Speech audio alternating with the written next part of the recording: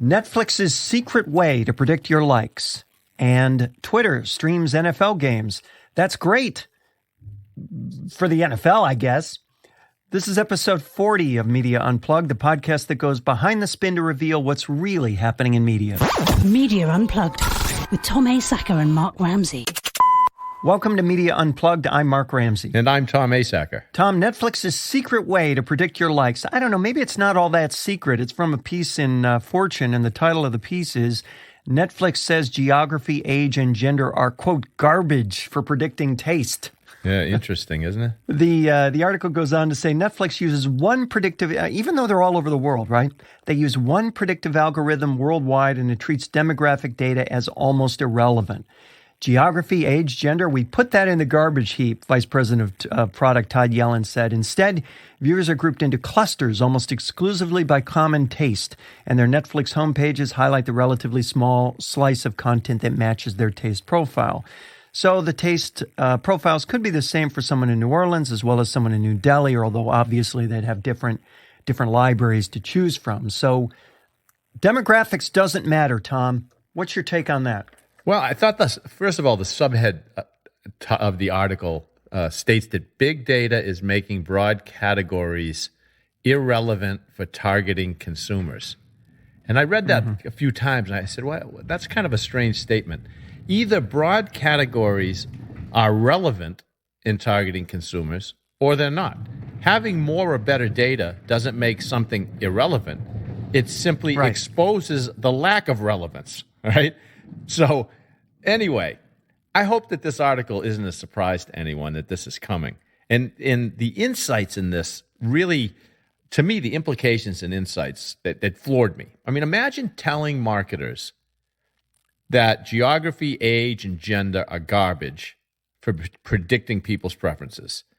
What would that do to their particular industry and their strategic decision-making? I mean, you're in the media research industry. What's going to do to the media research industry? Well, I feel like this article is such kind of a tangent to anything that matters, because if you're Netflix, if you're Amazon, and you have access to this wealth of data, you'd be foolish not to use it. And for your perspective, where you've got this, supermarket worth of inventory that you want to connect with the right consumers, sure, the better data you have about individual tastes and preferences, the better off you'll be. But that's not the job of most marketers, most brands, even most media companies. They don't have an infinite shelf space, right? They're dealing in a space where abstractions are useful, where generalizations are helpful, where they actually are informative. And, I think this is an oversimplification or maybe an undersimplification, depending on how you want to look at it. For example, does this mean that when we talk about behaviors associated with millennials, that's garbage?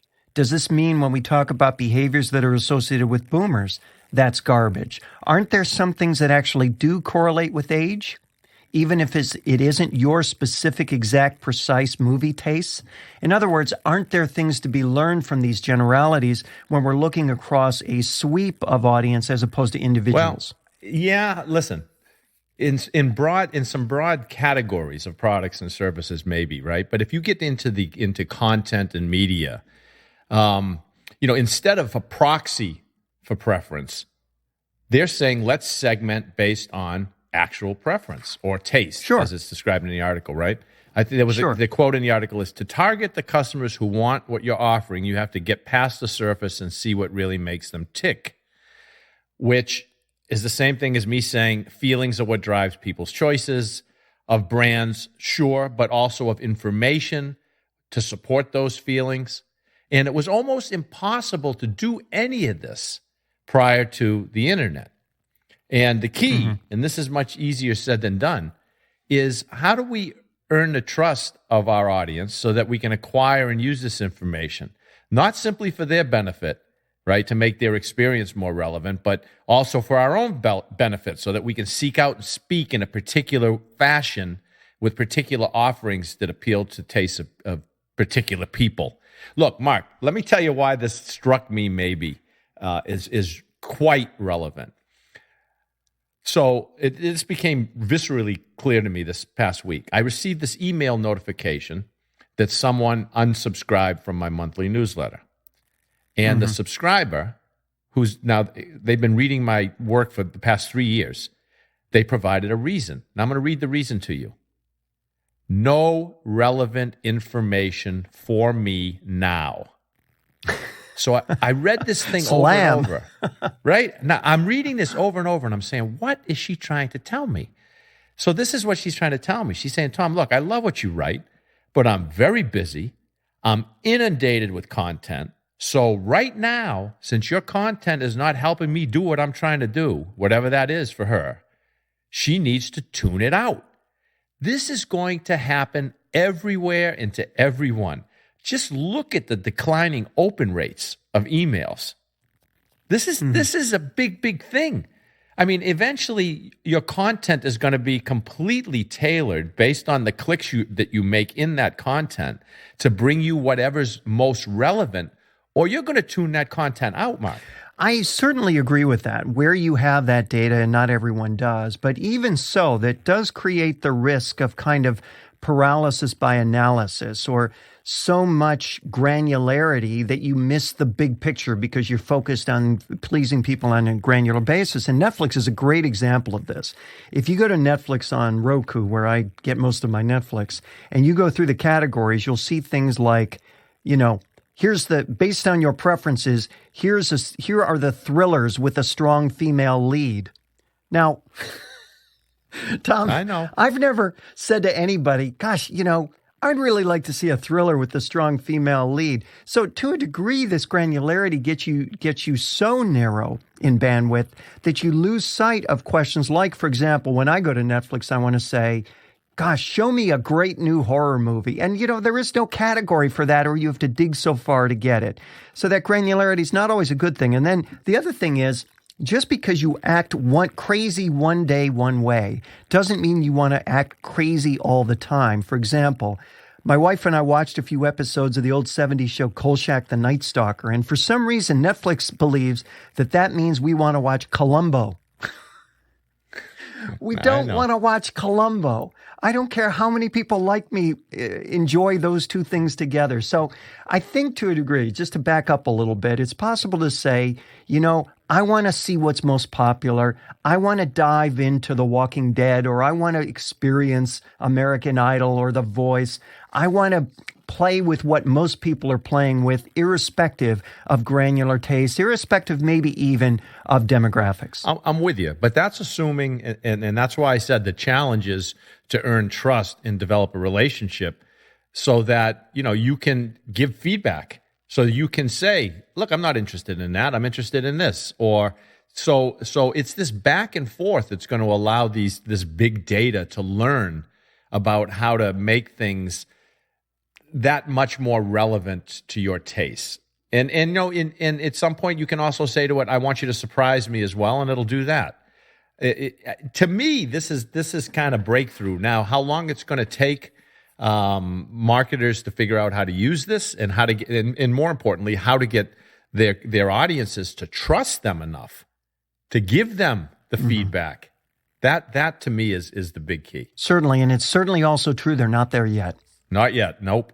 You're listening to Media Unplugged with Tom Asacker and Mark Ramsey. Tom, Twitter gets NFL Thursday night games for a bargain price. That's the title from Bloomberg. And boy, are they effusive about this news. Here's just the opening. Twitter just did its first broadcast deal, and it's a big one. The company will stream 10 Thursday night National Football League games during the 2016 season, a package that will cost them around $10 million, according to someone familiar with the matter. This is a triumph for Twitter, which is struggling to attract new users and expand its content beyond the posts of journalists, politicians, and celebrities. Well, Tom, I read this first of all, and I thought, this is the biggest thing to happen to Twitter ever, according to this article and only this article. What makes this such a triumph for Twitter? Will it attract new users? Are you asking me that question? I am. Yeah, I'm asking you. Look. I have my answer. Look, so Twitter CEO, so Jack Dorsey, he says, people watch NFL games with Twitter today. Now they'll be able to watch right on Twitter Thursday nights.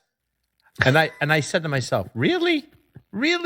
So instead of watching my team on a giant screen TV with beer and chips in my hands and glancing every once in a while, usually during commercial breaks, at my tablet or phone to see, on Twitter what the various reactions were to certain plays, instead, I'm going to watch the game on what, my computer or my iPad?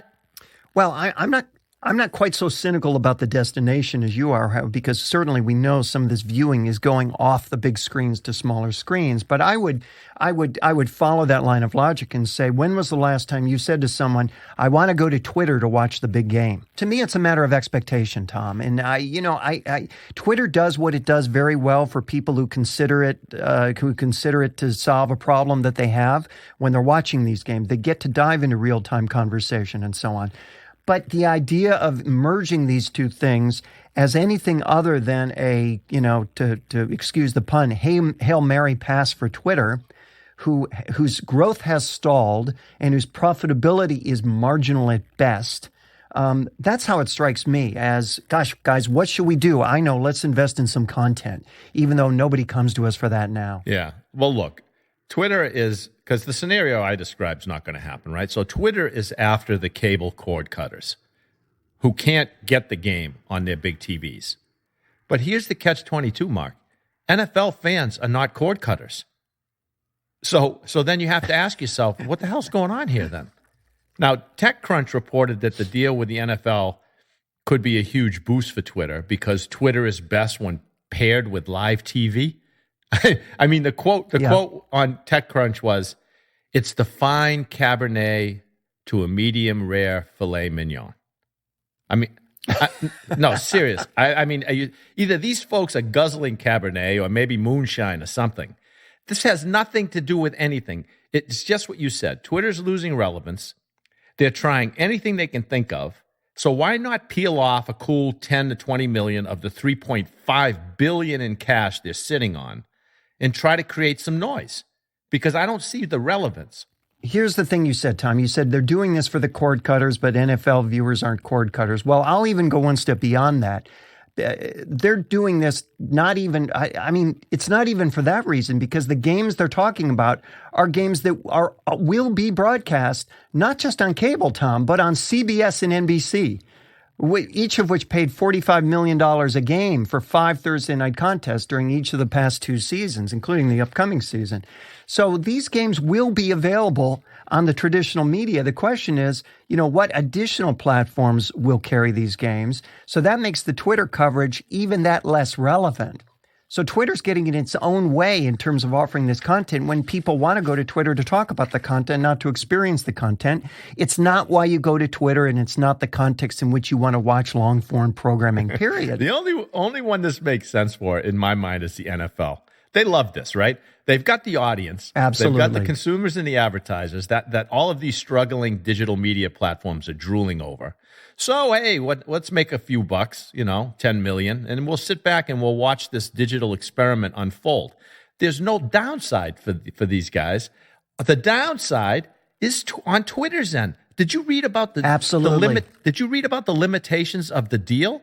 No. First, Twitter, in terms of advertising, yeah. Not just that. They have limited ability to advertise within the stream because it's coming from CBS and NBC, and they can't stream it to mobile phones because Verizon already owns those rights. So I don't even know what this is. Look, here's what this is. NFL chose Twitter above higher bidding competitors, by which I took to mean more threatening competitors to network affiliates, right? So they took the safest bidder that allowed them to create an experiment that allowed them to create a little bit of buzz and create some news for Twitter and do a favor to Twitter, some publicity, in other words. And they were able to take the one that at the same time least threatened their network partners. That's number one. Secondly, and this is the paragraph that I think summed it up, by using Thursday night games to experiment with different kinds of media distribution models and technologies, the NFL is preparing for its next round of negotiations. The league's biggest broadcast contracts expire in 2021, and by then it will be ready to sell a broad array of digital rights and make more money. And this, to me, is the key, because if this thing on Twitter doesn't work, it will be Twitter's fault. And if it does work, it will be outbid by someone other than Twitter during the next contract negotiation. So Twitter loses either way, in other words. Yep. Yeah, I don't know. We've pulled back the curtain, so they must know what they're doing. Maybe it was just a big publicity stunt. Of course they do. They've known what they're doing ever since they started, and now that they're not growing and barely profitable, they still know what they're doing. Tom, it's time for Rants and Raves. What do you have this week? Okay, well, this isn't a rant or a rave. It's an observation. So based on what I'm seeing, I think we're going to see a lot more people and organizations taking a page out of Donald Trump's marketing playbook and strategically hacking the media in order to build their brand's awareness. So take the most recent case of the lovely and talented Kerry Washington of Scandal fame. Mm-hmm. Have you heard the quote-unquote news? No. Oh, yeah. So this is news now. I saw it all over the television everywhere. So she does an interview and a photo shoot with Ad Age. Ad Age, the poster child publication for image and message manipulation. And now she's... That's on their masthead. Isn't that on their masthead? Are you ready for this? Are you ready? She's surprised by the scandalous photoshopping job they did to her image on the cover. Okay? Ad Age. I mean, it's almost comical. So she posts a lengthy piece on her Instagram account saying, quote, "I have to be honest, I was taken aback by the cover. And it felt strange to look at a picture of myself that is so different from what I look like when I look in the mirror. It's an unfortunate feeling." Well, first off, Kerry, when you look in the mirror, your image is reversed, okay? It's not what the camera or anyone other than yourself is actually seeing. But let's pull the curtain back on this a bit. She goes on in her rant, okay, to then rave about the magazine and the article. And the article, to how many followers on Instagram? To her 2.5 million Instagram followers. She writes, "Grab this week's ad week. Read it. I hope you enjoy it." Now, guess what the Ad Age article discusses? Among other promotional things, her brand partnerships, her upcoming television roles. Look, the way it looks to me, this is a case of a couple of brands, a media personality, Kerry Washington, a media publication, Adweek.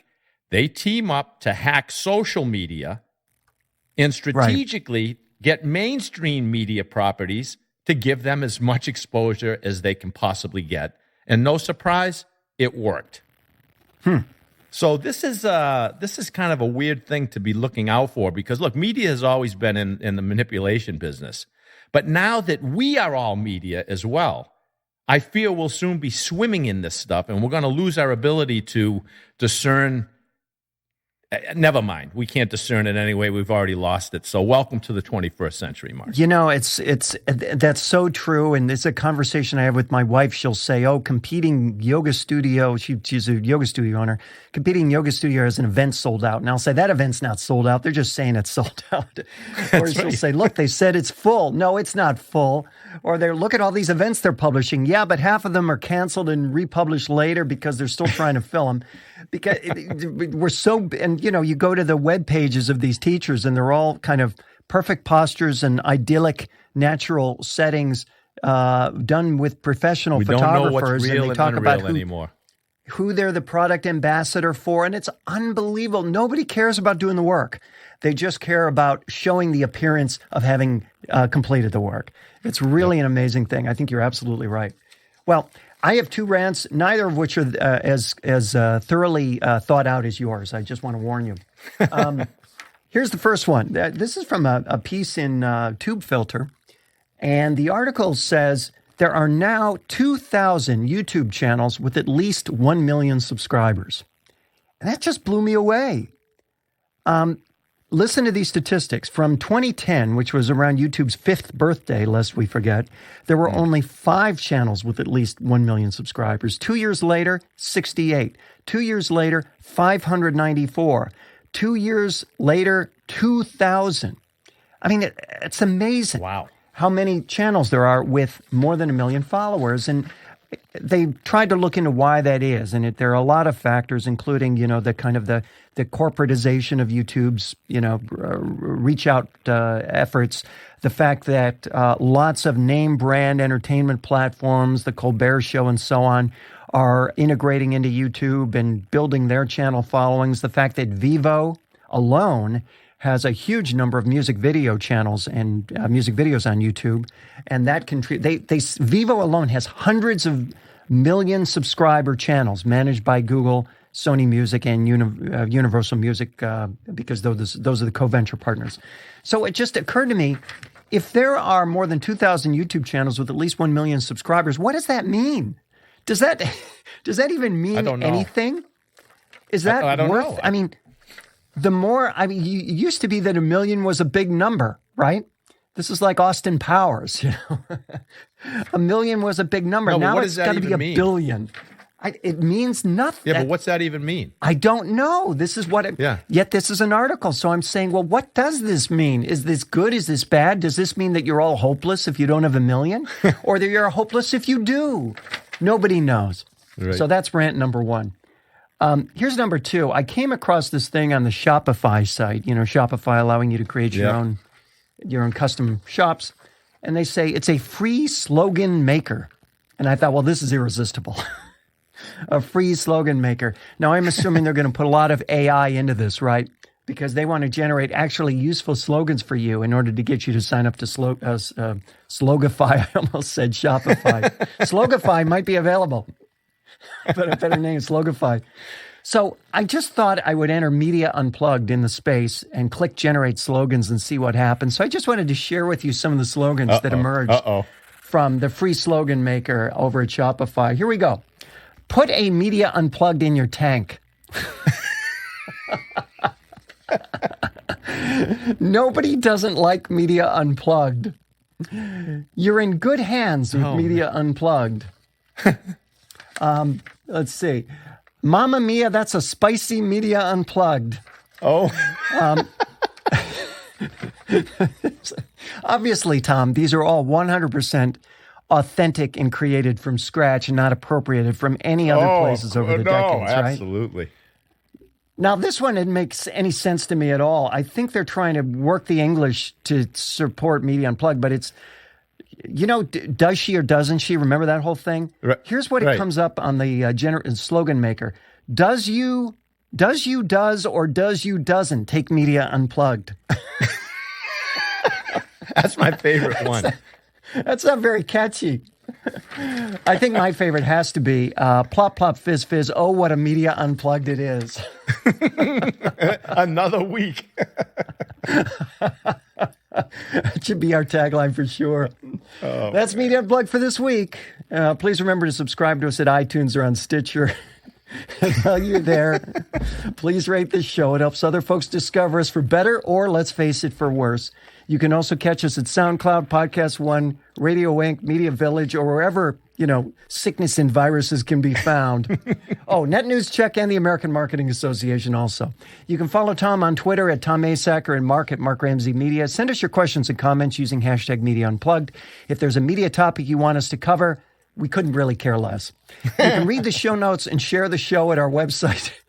This is a test to see if people actually listen this far, Tom. At our website, mediaunplugged.net. Somebody.